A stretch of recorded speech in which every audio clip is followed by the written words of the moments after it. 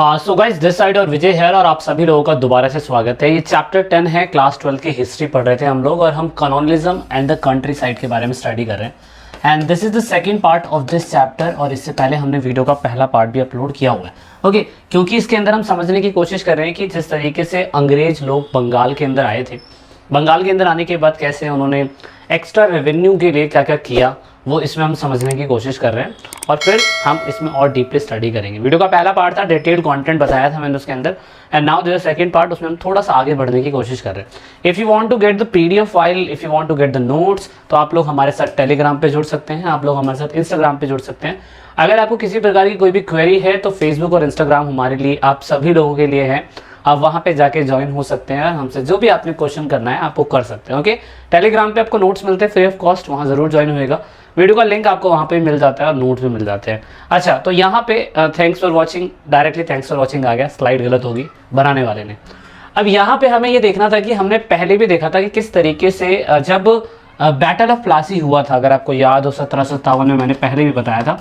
Battle of Plassey के बाद कोशिश ये करी गई थी, ये तो वेस्ट बंगाल का हिस्सा मैंने इसमें दिखाया, पर पूरा बंगाल जो था उस टाइम पीरियड में बंगाल बहुत बड़े हिस्से में आता था। वैसे इसमें मैंने सिर्फ बर्दवान के बारे में बताया था कि मैंने बताया था कि हर किसी राजा के ऊपर, राजा इट मीन जमींदारों के ऊपर, ज़मीनों के ऊपर कहा जाता था कि टैक्स कलेक्ट करना आपको है, फिर आपको अंग्रेजों को देना है। यानी कि ये इंट्रोडक्शन शुरुआती समय में था। 1973 में लॉर्ड कॉर्नवालिस ने परमानेंट सेटलमेंट लाया था, रेतवाड़ी सेटलमेंट 1820 में आया था, महारवाड़ी सिस्टम 1822 में आया था। ये आपने 7th और 8th में पढ़ लिया है। लेकिन इस वीडियो के अंदर हम देखने की कोशिश करेंगे कि जैसे बंगाल को कन्क्वेस्ट कर लिया गया, बंगाल पर विजय प्राप्त कर ली गई और बंगाल पर विजय प्राप्त करी गई बैटल ऑफ प्लासी 1757 के बाद। मैंने आपको याद होगा बंगाल का पहला गवर्नर बताया था। अगर आपको पहला गवर्नर पता है तो मुझे कमेंट करके ज़रूर बताइएगा। आपने अगर मेरी वीडियो पहली पार्ट देखी है तो आपको पता होगा कि पहला गवर्नर जो बैटल ऑफ प्लासी जीता था, बाद में उसी को गवर्नर बना दिया गया था। तो यहाँ पे जब बंगाल जीत लिया गया तो ब्रिटिश ऑफिशियल्स के लिए सबसे बड़ी प्रॉब्लम यही हो रही थी कि कैसे रेवेन्यू को कलेक्ट करने का एक तरीका बनाया जाए। देखो, अंग्रेज हर किसी किसान के पास नहीं जाएगा। अंग्रेज ये नहीं कहेगा ला भाई तेरा इतना हो गया, तेरा उतना हो गया, तेरा उतना हो गया। अंग्रेज के पास इतना टाइम नहीं है, क्योंकि इतने बड़े टेरिटरी के ऊपर, इतनी बड़ी टेरिटरी, बंगाल कितना बड़ा था, उतनी बड़ी टेरिटरी के ऊपर हर किसान को समझाना बताना, ये बहुत प्रॉब्लम थी, बहुत ही ज़्यादा प्रॉब्लम हो जाती। लेकिन यहाँ पे हमें ये जानना था कि ब्रिटिश ऑफिशियल्स के लिए सबसे बड़ी दिक्कत वाली बात थी कि अगर बंगाल जीत लिया है तो बंगाल के इलाके से रेवेन्यू जनरेट कैसे करा जाएगा, टैक्स कैसे जनरेट करा जाएगा। तो उन्होंने सोचा, क्योंकि भाई 1757 के बाद उन्होंने बहुत सारे क्या कहते हैं, मैं कह सकता हूँ मॉनसून फेलियर की वजह से एग्रीकल्चर क्रॉप में काफ़ी इफेक्ट हो रहा था। देन फाइनली दे डिसाइडेड, उन्होंने डिसाइड करा, they thought the developed of agriculture. उन्होंने कहा ऐसा करते हैं, एग्रीकल्चर को, ट्रेड को, इसको बढ़ावा देते हैं और इससे रेवेन्यू बढ़ेगा, और रेवेन्यू बढ़ेगा तो सोर्स ऑफ स्टेट के लिए इन्वेस्टमेंट जो है वो बढ़ जाएगी। मतलब अगर उन्हें लगता था कि एग्रीकल्चर के अंदर अगर हम पैसा लगाएंगे तो कंपनी को एक फिक्स रेवेन्यू मिलने लग जाएगा, और जिससे कंपनी जो है, यानी कि ईस्ट इंडिया कंपनी जो बंगाल में आई है अपने आप को सर्वाइव करने के लिए बंगाल के अंदर, अब फाइनली उनको बंगाल के अंदर एक फिक्स रेवेन्यू मिल जाएगा। फिक्स रेवेन्यू मतलब पहला फिक्स पैसा मिल जाएगा। जब किसी बंदे को फिक्स पैसा लग जाता है कंपनी को, तो कंपनी दूसरे एक्सपेंशन के बारे में और दूसरी जगहों को कैप्चर करने के बारे में सोच सकती थी। तो यहाँ पे सबसे बड़ा प्रॉब्लम यही था कि अगर रेगुलर इनकम चाहिए, फिक्स इनकम चाहिए पूरे बंगाल के अंदर से, तो सभी किसानों के पास से इनकम ले पाना बहुत ज़्यादा मुश्किल था। तो इसीलिए सबसे बड़ी दिक्कत ये थी, आफ्टर प्रोलॉन्ग्ड डिबेट, बहुत ही कंपनी की बहुत लंबी बहस के बाद कंपनी को समझ में आया कि यार ऐसा करा जाता है कि पूरे बंगाल के अंदर, क्योंकि सिराजुद्दौला खुद बंगाल का नवाब था, और बंगाल का अगर नवाब था तो बंगाल के नवाब के अंदर बहुत सारे जमींदार और राजा भी हुआ करते थे। तो फाइनली कंपनी ने डिसाइड करा, ईस्ट इंडिया कंपनी तो एक प्रोसेस के हिसाब से चलती है, आपको पता ही है। अब ईस्ट इंडिया कंपनी ने ये डिसाइड करा कि ठीक है ऐसा कर लेते हैं, कि कंपनी ने डिसाइड करा कि हम वहाँ पे राजा और तालुकदार बोल रहा है, ठीक है, ये तालुकदार तुल्लकदार मैंने पहले बोला था, वैसे तालुकदार तुल्लकदार लगभग ऐसा बोला था। तो उन्होंने कहा कि ऐसा करते हैं, पूरे बंगाल के अंदर से तालुकदारों को, यानी कि राजाओं को ढूंढा जाता है। सबसे बड़ी प्रॉब्लम अंग्रेजों की ये था कि कौन तालुकदार होगा जो एग्रीकल्चर के उसको भी बढ़ाए, मतलब जमीन जो है एग्रीकल्चर फर्टिलिटी घटे ना, तो ये घट जाएगी तो फिर प्रॉब्लम है। तो एग्रीकल्चर फर्टिलिटी भी नहीं घटनी चाहिए और एग्रीकल्चर बढ़ता भी रहे और साथ में फिक्स रेवेन्यू भी आता रहे, और यहाँ पे वो एज अ टैक्स के रूप में जो तालुकदार है या राजा है वो पे करता रहे। तो इसीलिए कंपनी को ब्रिटिश ईस्ट इंडिया कंपनी को सबसे पहले दिक्कत हो रही थी कि किसको ताल्लुकदार चुना जाए, क्योंकि बंगाल इतना बड़ा है, बंगाल इतना बड़ा है तो सिंपल सी बात है वहाँ पे एक ताल्लुकदार के चुनने से काम नहीं चलेगा। ताल्लुकदारों को अलग अलग तरीके से चुना जाएगा और उनको कहा जाएगा कि इतने गांव का हिस्सा तुम्हारे अंडर में, इस गांव के हिस्से का रेवेन्यू तुम किसानों से कैसे लोगे हो तुम्हारे ऊपर है। बस हमें क्या करना है, हमें भाई सिंपल सी बात है इतना परसेंटेज साल का मिल जाना चाहिए, अदरवाइज आपका ज़मींदारी मतलब जो ज़मींदार अगर एक फिक्स रेवेन्यू बना दिया, क्योंकि परमानेंट सेटलमेंट में तो यही हुआ था, अंग्रेजों ने कहा किसी भी ज़मींदार को उठा लेते, मान लीजिए इस ज़मींदार को उठा लिया गया, ये बोला गया भाई तेरे अंडर में 5 शहर आते, सॉरी शहर नहीं मैं बोलता हूँ तेरे अंडर में 5 गाँव आते हैं। अब 5 गाँव का जो भी रेवेन्यू होगा, 5 गाँव का जो भी रेवेन्यू होगा वो अगर ये ज़मींदार अंग्रेजों को दे देता है, हर साल का जो भी बनता है अगर वो अंग्रेजों को दे देता है, इसका मतलब फिक्स ये है कि अंग्रेज उसकी ज़मींदारी को नीलाम नहीं करेंगे और साल दर साल जो भी होता है वो बढ़ाएंगे भी नहीं, लेकिन बस उसे फिक्स रेवेन्यू देना पड़ेगा। अब यहाँ पे सपोज मान लीजिए कि अगर अंग्रेजों को ज़मींदार पैसा नहीं देता है तो परमानेंट सेटलमेंट के तहत यहाँ पे उनके घर बार, उनकी गाड़ियाँ, उनका सब कुछ बेच के यहाँ पे अंग्रेज वो पैसा वसूलेंगे। तो ये तरीका होता था अंग्रेज, क्योंकि कंपनी चला रहे भाई तो कंपनी को तरीके से चलाया जाता था, तो इसीलिए वहाँ पे राजा और तुल्लकदार चुने गए, तो है ना ताल्लुकदारों को चुना गया और राजाओं को ही ताल्लुकदार कहा गया। ठीक है भाई, इतना याद रखना आप, ताल्लुकदारों को ही राजा कहा गया। ये एक शाब्दिक अर्थ है, वह व्यक्ति जिसका संबंध ताल्लुक से होता है, ताल्लुक मतलब बहुत बड़े इलाके से होता है। मान लीजिए पूरा एक ताल्लुक है, शहर की कोई इकाई होती है ना, यूनिट ऑफ सिटी, शहर की इकाई को बोलते हैं ताल्लुक, ठीक है, शहर की इकाई यूनिट ऑफ सिटी, शहर का छोटा हिस्सा, इसमें गांव बहुत सारे बस जाते हैं, तो वो बोला जाता है यहाँ पे इन लोगों को, तो इनको इनकी औकात के हिसाब से, हैसियत के हिसाब से कहा जाता है कि भाई आप इतनी इतनी ज़मीनों को ऐसे ऐसे रख लीजिए और आप क्योंकि वहाँ पे ताल्लुकदार हैं तो भाई रेवेन्यू इकट्ठा करके आपको अंग्रेजों को यानी कि ब्रिटिशर्स को आपको देना है। तो आप ये देख सकते हैं, मेरे को जो भी इमेज मिल पाई समझाने के लिए मैंने आपके लिए इस्तेमाल करी है। और यहाँ पे राजाओं और ताल्लुक जो ज़मींदार तो नहीं होते थे, पर ज़मीनों का निर्धारित, किसी भी स्टेट का जो निर्धारित भुगतान करना होता था ना, वो ये लोग करते थे। मतलब ज़मींदार भी बोल सकते हैं कहीं के, लेकिन इन्हें उस टाइम पीरियड के अंदर यही कहा जाता था। ठीक है, अब यहाँ से आपने क्या कहते हैं ज़मींदार और उनके फंक्शन के बारे में जानना होगा, क्योंकि आप सभी लोगों को पता है कि ज़मींदार इट मीन्स यहाँ पे आप ये मान के चल सकते हैं कि वो सारे लोग हैं ताल्लुकदार जो पूरी तरीके से क्या कहते हैं लैंड रेवेन्यू टैक्स लेने की हर गांव से कोशिश करते हैं। अब क्योंकि परमानेंट सेटलमेंट था, बिकॉज इसी वजह से एक ज़मींदार को अगर ज़मीन का पट्टा कई सालों के लिए दे दिया जाता था, तो यहाँ पे ज़मींदार इसके ऊपर जो भी रेवेन्यू टैक्स होता था, अंग्रेज लोग तो 1 साल का फिक्स टैक्स लगा दिया करते थे। अब फसल पैदा हो या ना हो, ज़्यादा फसल पैदा होगी तो सिंपल सी बात है उसमें भी अंग्रेज लोग उनसे ज़्यादा पैसे नहीं ले सकते थे। तो इसीलिए यहाँ पे ये ज़मींदारी सिस्टम एक हायरार्की सिस्टम हो गया कि फादर को मिलेगी तो बेटे को मिल जाएगी, है ना। तो ऐसा यहाँ पे सिस्टम था और ज़मींदारी का सिस्टम सिंपल से यही होता था। कभी कभार तो ऐसा देखा गया था कि 400 गाँव किसी के कंट्रोल में हुआ करते थे और ज़मींदारी जो थी ये पूरी तरीके से कंपनी के लिए ज़मींदारी एक राजस्व का सबसे इंपॉर्टेंट हिस्सा बन चुका था। यानी कि कंपनी को सिर्फ और सिर्फ किसी ज़मीन का एक फिक्स रेवेन्यू मिल जाए और कंपनी की बल्ले बल्ले। यहाँ पे ज़मींदार collect the rent and paid the fix amount and keep the excess as a income. मतलब जो भी अतिरिक्त बचता है, मान लीजिए इतनी ज़मीन के ऊपर अंग्रेज़ों ने एक एस्टिमेट लगा लिया कि भाई इतना गेहूँ पैदा होगा, इतना चावल पैदा होगा, उस हिसाब से रेवेन्यू का इतना परसेंटेज अंग्रेज़ों को मिलना चाहिए। अब जो रेवेन्यू का इतना परसेंटेज अगर अंग्रेजों को मिलना चाहिए तो यहाँ पे अंग्रेज लोगों ने क्लियर बोल दिया कि इतना फिक्स होना चाहिए। अब यहाँ पे इस पे इम्प्लीमेंटेशन नहीं होता था कि हर 6 महीने में इम्प्लीमेंटेशन होगा कि भाई ज़्यादा रेवेन्यू इकट्ठा हो रहा है, ज़्यादा ज़मींदार को मिल रहा है तो फिर उसमें अंग्रेजों को ज़्यादा चाहिए होगा, ऐसा कुछ नहीं था। इसलिए इसमें थोड़े से लूप होल मैं मान सकता हूँ कि ऐसा हो सकता है, जिसमें ज़मींदार की बल्ले बल्ले हो जाती थी। अगर मान लीजिए कि इनकेस ज़्यादा प्रोडक्शन हुआ तो यहाँ पे ज़मींदारों की बल्ले बल्ले। लेकिन ज़मींदारों को कभी कभी लॉस भी हो जाता था कि किसान लोग, रैयत लोग जो उनको टैक्स के रूप में पैसा देते थे, कभी कभार वो लेट भी हो जाता था। तो यहाँ पे ज़मींदारों की ज़मींदारी नीलाम हो जाती थी, और जो आपने वीडियो के पहले पार्ट में देखा था। अब यहाँ पे कैसे ज़मींदार लोग भी तेज होते थे और वो ज़मींदारी अपनी बचाते थे, हम वो भी जानने की कोशिश करेंगे। तो यहाँ पे हर ज़मींदार जो था वो विलेज का टैक्स जो होता था, यानी कि जनता से लिया हुआ टैक्स, वो अलग अलग गाँव से अलग अलग तरीके से किराया वसूला करता था। तो इस तरीके से ये पूरा मैप आपको दिखाई दे रहा है, ये बुक में आपके दिख जाएगा। कंपनी सबसे ऊपर होती थी, ज़मींदार कंपनी को टैक्स देता था और वो रैयत से या अंडर रैयत से पूरी तरीके से टैक्स वसूला करता था। अब यहाँ पे पता है सबसे बड़ी प्रॉब्लम क्या है? यहाँ पे सबसे बड़ी प्रॉब्लम है, कंपनी को टैक्स से मतलब है, लेकिन यहाँ पे जोतदार भी एक वर्ड आया हुआ है। अब जोतदार क्या है अभी आपको थोड़ा सा आगे समझ में आएगा। पर रैयत लोगों को डायरेक्टली ज़मींदारों को पैसा देना होता था। ज़मींदार यानी कि जो ताल्लुकदार हैं या जो भी हैं वो पैसे इकट्ठा करके कंपनी को दे दिया करते थे, और ये एक ज़मींदार का क्या कहते हैं सिस्टम होता था।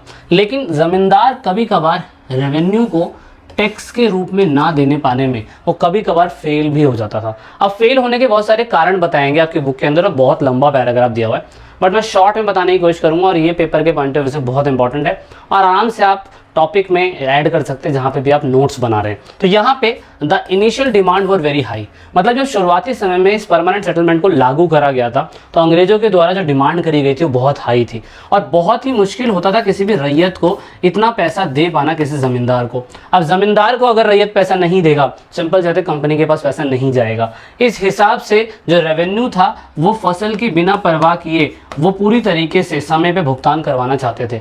इवन एक सिस्टम था इनका सूर्य अस्त सिस्टम, मतलब एक तारीख फिक्स कर दी जाती है, जैसे आपको रेंट पे करना है, रेंट पे के करने के चक्कर में मान लीजिए कि 10 तारीख को आपको रेंट पे करना है और 10 तारीख की शाम हो गई और शाम को 6 बजे सूर्यास्त हो गया, तो आप 10 तारीख के 6 बजे के बाद भी रेंट पे नहीं कर सकते।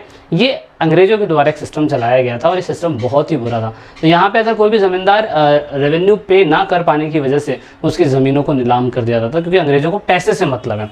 इसीलिए यहाँ पे कहीं ना कहीं ये प्रॉब्लम होती थी। Even limit the power of zamindari, और ये भी अंग्रेजों ने करा कि उन्होंने कहा इनसे पैसा तो लेना ही लेना है हमें, लेकिन इनको इतना ज़्यादा पावरफुल नहीं बना देना है कि कभी वो अंग्रेजों की बगावत कर दे, कभी वो अंग्रेजों के खिलाफ चले जाए। इसीलिए जो रैयत लोगों से टैक्स इकट्ठा करते थे उनकी भी पावर को लिमिट करा गया। लिमिट करने का मेन मकसद यही था, बताने के लिए कि भाई आप हमारे अंडर कंट्रोल में हैं, आप हमारे अंडर में हैं।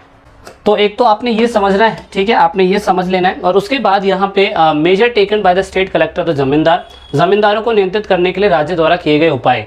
अब द स्टेट, अब मतलब क्योंकि जमींदार ज़्यादा स्ट्रांग ना हो जाए, राजा या ताल्लुकदार ज़्यादा स्ट्रांग ना हो जाए, तो अंग्रेजों ने क्या करा, अंग्रेजों ने सबसे पहले तो उनका राज्य के अधिकार छीन लिए। उन्होंने कहा जो तुम्हारी ऑटोनॉमी है ना उनको रिस्ट्रिक्ट कर दिया जाएगा, उन पर प्रतिबंध लगा दिया जाएगा। इवन जो तुम्हारे पास खुद की क्या कहते हैं सेना है उनको हटा दिया जाएगा और तुम्हारा सीमा शुल्क जो है समाप्त कर दिया जाएगा। मतलब अगर कोई एक स्टेट का बंदा दूसरे स्टेट में आके सामान बेच रहा है तो आप उस पर टैक्स नहीं ले सकते। तो ये भी एक सिस्टम बनाया गया अंग्रेजों के द्वारा, क्योंकि अंग्रेजों को पता था कि अगर जमींदारों के पास अपनी खुद की सेना होगी तो कल वो अंग्रेजों के खिलाफ बगावत भी कर सकते हैं, जैसे 1857 की क्रांति में हुआ था। तो यहाँ पे उन्होंने ये भी कहा कि उनका जो कचहरी होगा, जो लोकल लोगों से मिलकर फैसला सुनाते थे, वो नहीं होगा। अब जो भी क्या कहते हैं आप देखेंगे वो सारा का सारा सुपरविजन होगा, क्या कहते हैं जो कंपनी अपॉइंट करेगी किसी कलेक्टर को या किसी उसको, वो देखेगा कि किस तरीके से क्या कहते हैं कंपनी काम कर रही है, या मतलब वो देखेगा किस तरीके से ज़मींदार काम कर रहे हैं, और वो कामकाज के लिए वो पूरी तरीके से सुपरविजन करता रहेगा। और न्याय व्याय के लिए भी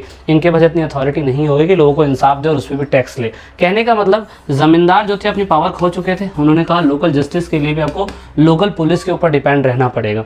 तो यहाँ पे अगर हम देखें तो in of course time the collaborate emerge as a power and restrict the power of the zamindar. कहने का मतलब ये था कि जो कलेक्टर होते थे वो पूरी तरीके से पावरफुल हो गए थे और यहाँ पे ज़मींदारों की जो पावर थी वो रिस्ट्रिक्ट कर दी गई थी। और सेम मतलब यही था कि ज़मींदारों को बढ़ने ना दिया जाए, बस वो टैक्स पे करे राजा को, मतलब अंग्रेज़ों को, वो उनके लिए सफिशेंट होता था। अब मान लीजिए कि कोई बंदा राजा है, ताल्लुकदार है, वो अगर क्या कहते हैं पैसे पे ना कर सकता है ना, तो आपने फिर पुरानी फिल्मों में देखा होगा किस तरीके से उनके लठियार होते थे जो लड़ाई करना जानते थे, और फिर उस तरीके से उन गरीब लोगों के ऊपर मैं कह सकता हूँ हिंसा करी जाती होगी, वायलेंस करा जाता होगा और टैक्स वसूला जाता होगा, जैसे आपने ऐसी फिल्मों के अंदर कुछ सीन देखे होंगे।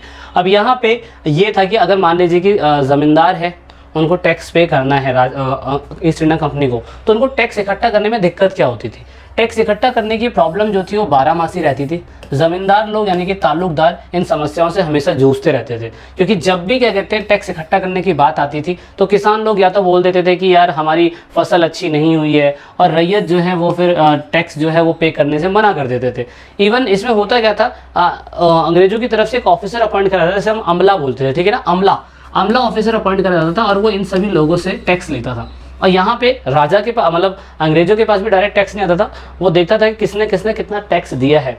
अब मान लीजिए कि कोई बंदा टैक्स नहीं पे कर पा रहा है, तो टैक्स ना पे करने की वजह से कंपनी को लॉस होता था, और यहाँ पे जो ज़मींदार होते थे उनकी ज़मींदारी को नीलाम कर दिया जाता था, क्योंकि अमला उनको जाके बताता होगा कि यार ऐसा ऐसा सिस्टम है, वहाँ के किसानों ने ज़मींदारों को टैक्स पे नहीं करा है, और ज़मींदारों को जब टैक्स पे नहीं करा तो सिंपल सी बात ये है कि यहाँ पे उनकी ज़मींदारी नीलाम होनी चाहिए। तो ये एक ऐसा ईस्ट इंडिया कंपनी का ऑफिसर होता था ईस्ट इंडिया कंपनी का, जिसका मेन काम होता था रेवेन्यू से रिलेटेड इन्फॉर्मेशन इकट्ठा करना या भुगतान कराते समय देखना कि रैयतों को क्या मुश्किल हो रही है, या रैयत को अगर मुश्किल हो रही है तो यहाँ पे वो रेवेन्यू इकट्ठा क्यों नहीं कर पा रहे। तो ये बहुत बड़ी प्रॉब्लम रहती थी, इसलिए ऐसा कहा जाता था कि अकेले बर्दवान जो थे, मतलब अकॉर्डिंग टू सोर्सेज अगर देखें तो बर्दवान की ही ज़मीन नीलाम नहीं हुई थी। इवन कम से कम बोला गया था उस टाइम पे कि 30,000 भुगतान बकाया था उस टाइम पीरियड पे भी, मतलब 30,000 पैसा भुगतान रह जाना अपने आप में बहुत बड़ी बात होती थी उस टाइम पे। ये टाइम की कब की बात है, 1908 की बात है। इस टाइम पीरियड पे अंग्रेज़ों को इतना लॉस होता था। लेकिन यहाँ पे फिर आप देखेंगे कि ऐसा बोला जाता था कि जब ज़मींदार लोग कंपनी को पैसा पे नहीं कर पाते थे तो जो जोतदार होते थे, जोतदार, इनको जोतदार, विलेज हेडमैन, जोतदार या मंडल कहा जाता था, ये लोग बहुत खुश हुआ करते थे। ये लोग बहुत खुश हुआ करते थे क्योंकि ये रिच रैयत हुआ करते थे और ये पूरी तरीके से इन लोगों का सपोर्ट, इनका पक्ष लिया करते थे रैयत लोगों का। ये एक सबसे इंपॉर्टेंट चीज़ है इसके अंदर जानने के लिए आपको कि जोतदारों को मंडल भी कहा गया है, विलेज हेडमैन भी कहा गया है, ठीक है ना। और कहीं पे इनको दूसरी जगह पे दूसरे नाम से पुकारा जाता है। ये अब यहाँ से इनका उदय होना चालू होता है। अब ये जोतदार जो होते थे ज़मींदारों से बिल्कुल अलग होते थे। ज़मींदार बहुत कंपैरिजन में मैं कह सकता हूँ ये ज़मींदार है, ये किसान नहीं है, ये टैक्स इकट्ठा करके कंपनी को पैसा देंगे। लेकिन जोतदार बड़े रिच फार्मर हुआ करते थे, इनको अलग अलग जगहों पे अलग अलग नामों से पुकारा जाता है। हवलदार या होलदार, जोतदार भी इनको बोला जाता है, और इनको क्या कहते हैं, गुंट्यूर या मंडल्स, मुकद्दस भी कहीं कहीं बोला जाता था इनको। तो रिच फार्मर को इस नाम से पुकारा जाता है। आपकी बुक के अंदर आपको ये मिल जाएगा देखने के लिए, तो उस पर आप ज़रूर गौर कीजिएगा। अब यहाँ पे जोतदार ज़्यादा पावरफुल ज़मींदारों से इसलिए हुआ करते थे विलेजेस के अंदर, क्योंकि ये लोग जोतदार जो होते थे ना, ये लोकल विलेजेस के अंदर ही रहते थे और डायरेक्टली वहाँ के पुअर विलेजेस को कंट्रोल किया करते थे। मान लीजिए कि पैसे की ज़रूरत होती थी तो वो ज़मींदार के पास नहीं जा सकते थे, क्योंकि ज़मींदार को तो टैक्स लेने से मतलब है। जब ज़मींदारों को टैक्स लेने से मतलब है तो लोकल जो किसान हुआ करता था वो जोतदारों के कांटेक्ट में आता था। दिवाली हो, दशहरा हो, घर में कोई बीमारी हो, बच्चे की फीस नहीं भरी है, आज बीमारी हो गई है, तो उस टाइम पीरियड पे जोतदार किसानों की मदद किया करते थे। इस तरीके से ये स्ट्रॉन्ग तबका होता था उस टाइम पीरियड के अंदर बंगाल के अंदर, और रैयत लोग पूरी तरीके से जोतदारों को एक इंपॉर्टेंट कैरेक्टर मानते थे। अब यहाँ पे होता क्या था, क्योंकि ज़मींदार अर्बन इलाकों में रहते थे और जोतदार गाँव जैसे इलाकों में किसानों के साथ रहते थे, इसलिए जोतदार हमेशा ताल्लुकदार या ज़मींदारों के खिलाफ हुआ करते थे। और इसीलिए ये हमेशा रैयत को बोला करते थे कि आप ज़मींदारों को रेंट ना दें, आप अगर बकाया पैसे दे भी रहे तो उसमें लेट करिए, है ना। और उसके बाद क्या कहते हैं, क्या होगा, जब वो लेट करेंगे तो ज़मींदारों की ज़मींदारी नीलाम हो जाएगी, और जब ज़मींदारों की ज़मींदारी नीलाम हो जाएगी तो ज़मींदारों की जब ज़मींदारी नीलाम हो रही होगी तो जोतदार जैसे लोग जो रिच फार्मर होते थे उनकी ज़मींदारी को खरीद लिया करते थे। तो इस तरीके से जोतदार मना किया करते थे। जब अमला आता था वो देखता था कि किसान लोग टैक्स क्यों नहीं दे रहे, तो किसान तो बहाना बोल देते थे कि जी इस बार फसल नहीं हुई, इस बार ये नहीं हुआ, वो नहीं हुआ। तो उस टाइम पीरियड के अंदर रैयत लोग जोतदारों की ज़्यादा सुना करते थे और ये उनके ज़्यादा टच में हुआ करते थे। ऑफकोर्स जैसे आप डेली मुलाकात करेंगे, जैसे आप डेली मिलेंगे, आपकी बातचीत उससे ज़्यादा अच्छी होगी, है ना। तो ये बिल्कुल फैक्ट है। उस टाइम पीरियड पे ज़मींदार जो थे वो इस तरीके के नहीं थे जितने जोतदार स्ट्रांग होते थे। तो जोतदार अगर हम नॉर्थ बंगाल के हिस्से में देखें तो इनकी बातचीत काफ़ी अच्छी हुआ करती थी, रैयत से इनका अच्छा कनेक्शन हुआ करता था। और उसके बाद यहाँ पे दिनाजपुर के जो जोतदार थे, बंगाल के अंदर ही एक हिस्सा पड़ता है, बुकान ने दिनाजपुर के क्या कहते हैं जोतदारों के बारे में बहुत अच्छी तरीके से बताने की कोशिश करी है। स्रोत नंबर 1 में स्टोरी बताई गई है किस तरीके से अगर जोतदारों को रैयतों को परेशान किया जाता था तो किस तरीके से जोतदार उनकी मदद किया करते थे, और ये इस स्टोरी में बुकान ने शेयर करी है। बुकान एक ईस्ट इंडिया कंपनी के ऑफिसर हैं जिन्होंने बहुत सारी इन्फॉर्मेशन इसमें इकट्ठा करी इस बुक के अंदर। इनके बारे में अभी हम आगे स्टडी करेंगे।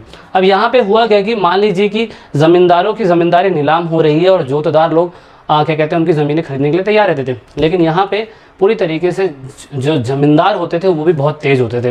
कैसे तेज़ होते थे, क्योंकि वो जब भी ज़मींदारी अंग्रेज़ लोग नीलाम किया करते थे, ईस्ट इंडिया कंपनी नीलाम किया करते थे, क्योंकि इन लोगों ने टैक्स पे नहीं करा अंग्रेज़ों को, है ना। मान लीजिए टैक्स पे नहीं करा तो ईस्ट इंडिया कंपनी का काम तो पैसे निकालना, तो वो क्या करते थे, काल्पनिक बिक्रियां कर देते थे। ये लोग अपनी प्रॉपर्टी अपनी बेटियों के नाम, अपनी पत्नियों के नाम, अपनी माताओं के नाम कर देते थे, क्योंकि ईस्ट इंडिया कंपनी का कहना ये था कि कभी भी वो लोग क्या कहते हैं वो प्रॉपर्टी नीलाम नहीं करेंगे जो उनके जो लड़कियों के नाम, औरतों के नाम, फीमेल्स के नाम होंगी, उन प्रॉपर्टियों को भी नीलाम नहीं करा जाएगा।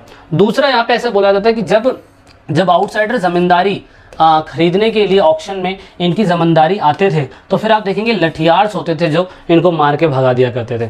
मतलब जोतदारों की तो खैर बात अलग है, लेकिन जब ज़मींदारों की ज़मींदारी को ख़रीदा जाएगा तो कोई लोकल बंदा तो वहाँ पे आएगा ना, जो लोकल बंदा आएगा वो पूरी तरीके से मार खा के जाएगा।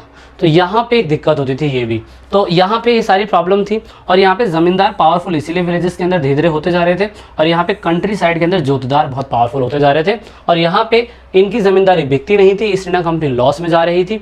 और इसी वजह से ईस्ट इंडिया कंपनी ने 5वीं रिपोर्ट पेश करी जो आपके यूपीएससी एग्जाम के लिए बहुत इंपॉर्टेंट है, और उसको हम वीडियो के अगले पार्ट में बताएंगे कि 5वीं रिपोर्ट क्या है, अंग्रेज़ों ने क्या लिख के भेजा कि भाई हमें फ़ायदा नहीं हो रहा है, बंगाल के अंदर ज़मींदार लोग ऐसे लॉस हो रहे हैं, हम संपत्ति बेचते भी हैं तो फिर काल्पनिक बिक्रियाँ होती है। मान लीजिए, ये मैंने वीडियो के पहले पार्ट में बताया हुआ है, मान लीजिए कि इस ज़मींदार ने अपनी प्रॉपर्टी बेचनी है, ईस्ट इंडिया कंपनी इसकी प्रॉपर्टी बेचना चाहता है, तो जब ऑक्शन होता था तो जानबूझ के इनकी ज़मीनों के रेट हाई कर दिए जाते थे इन्हीं के अपने एजेंट के द्वारा, नौकरों के द्वारा, एजेंट के द्वारा, और वहाँ पे जब पैसे देने की बात आती थी तो वो मुकर जाते थे।